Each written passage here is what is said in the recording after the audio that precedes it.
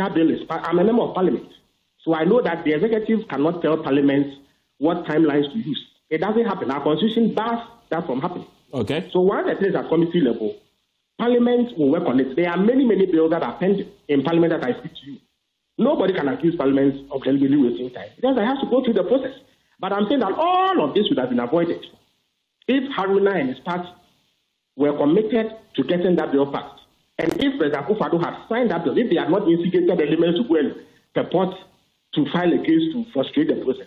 And the speed with which they caused that bill to be brought back to Parliament and even added threatening language, telling Parliament never to bring that bill again. Is that the posture of a party and government that was willing to sign this bill? They were not. But we in the NDC are committed to doing so. President Mahama has said it time and again. If it lands on his desk today, he will sign it today. That is where we are. Right.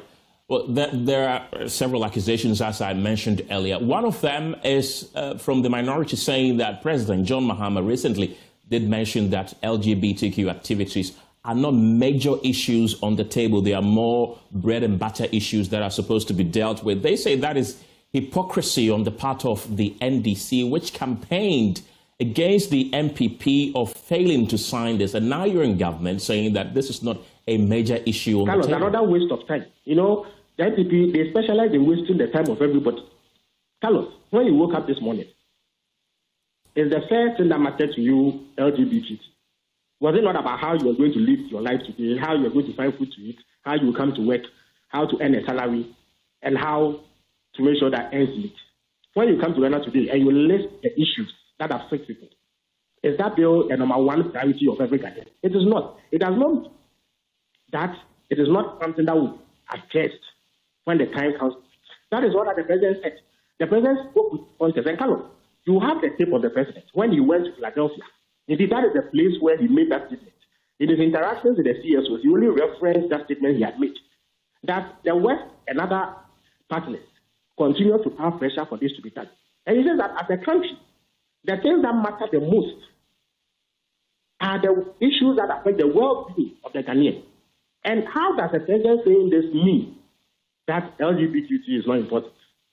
Which president swears an oath to become president, and the thing that matters to him the most is LGBT? Is it not about the welfare of ordinary people? How to make sure that education is properly financed? How to make sure that health is properly financed? How to deliver good roads? How to ensure that security is top-notch? How to ensure that electricity, water, job creation for the teeny youth who are unemployed? How can everybody see that these matters are not important? And that if a president says these are his priorities, then he has betrayed anybody. It simply does not make sense.